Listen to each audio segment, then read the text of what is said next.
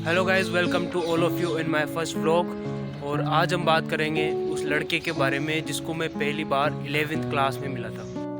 उस समय गाइस मैं एक हॉस्टल में रहा करता था 11th क्लास में, और हॉस्टल के पास ही जो है वो एक फास्ट फूड का रेस्टोरेंट था। तो उस रेस्टोरेंट में वो लड़का मुझे पहली बार मिला था।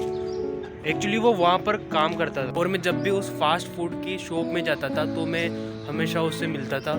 एक्चुअली उसको लोग जो है ना वो छोटू के नाम से जानते थे, तो उसका असली नाम तो मुझे पता नहीं था।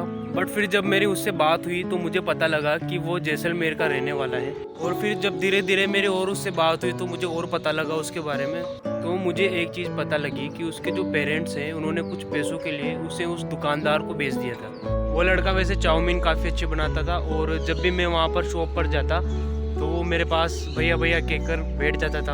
और ऐसे ही हमारी जो बात है ना वो 5-10 मिनट तो ऐसे ही चलती रहती थी। और फिर ऐसे ही धीरे धीरे मैंने उसकी एजुकेशन के बारे में भी पूछा। तो उसकी पढ़ाई जो है वो बीच में ही उसको छोड़नी पड़ी थी, क्योंकि उसके पेरेंट्स जो थे उनके पास इतना पैसा भी नहीं था, और दुकानदार जो है वो भी ज़्यादा सपोर्टिव नहीं था। बट एक चीज़ मैंने उस लड़के में देखी थी, वो इंटेलिजेंट तो था ही सही भाई साहब। तो उस समय जो है वो हमारे 3-4 लड़कों का ग्रुप हुआ करता था जो कि हॉस्टल से ही थे, और हम सब ने मिलकर उसकी हेल्प करने की सोची। तो हमने डिसाइड किया कि ऐसा करेंगे कि सभी जो है उसको बारी बारी से पढ़ाएंगे। बट इससे पहले कि हम उसको पढ़ाना स्टार्ट कर पाते, जब मैं एक दिन दुकान में गया तो मैंने देखा कि वो वहाँ पर नहीं था। मैंने शॉप के ओनर से उसके बारे में पूछा तो मुझे वहाँ से पता लगा कि उस लड़के के फादर की डेथ हो चुकी है और वह अपने गाँव गया है। तो ऐसे ही काफ़ी सारे दिन गुजर गए, और मैं कई बार उस शॉप पर जाता था और उस दुकानदार से पूछता था, उस लड़के के बारे में पूछता था। बट फिर एक दिन मुझे पता लगा, जो कि दुकानदार ने मुझे बताया था, कि वह लड़का जो है वो अपने गांव से भाग चुका था। तो उस समय एक्चुअली मुझे समझ में नहीं आया कि उसने ऐसा क्यों किया होगा। बट जब मेरी हमेशा उससे पहले बात हुआ करती थी तो मुझे उसकी बातों से लगता रहता था कि यार इसकी जो है ना वो पढ़ाई करने की काफ़ी ज़्यादा इच्छा है। बट उस समय उसको पता नहीं था कि हमने उसकी पढ़ाई के लिए पूरा इंतज़ाम कर लिया था। अब वो उस शॉप पर काम के साथ साथ अपनी पढ़ाई भी कंटिन्यू कर सकता था। एक्चुअली में उस समय दिक्कत ये थी कि हमें भी ज़्यादा चाइल्ड लेबर के बारे में अवेयरनेस नहीं थी, तो हमें पता नहीं था कि इसकी कुछ कंप्लेन भी करनी होती है और कहाँ पर कंप्लेन करनी होती है।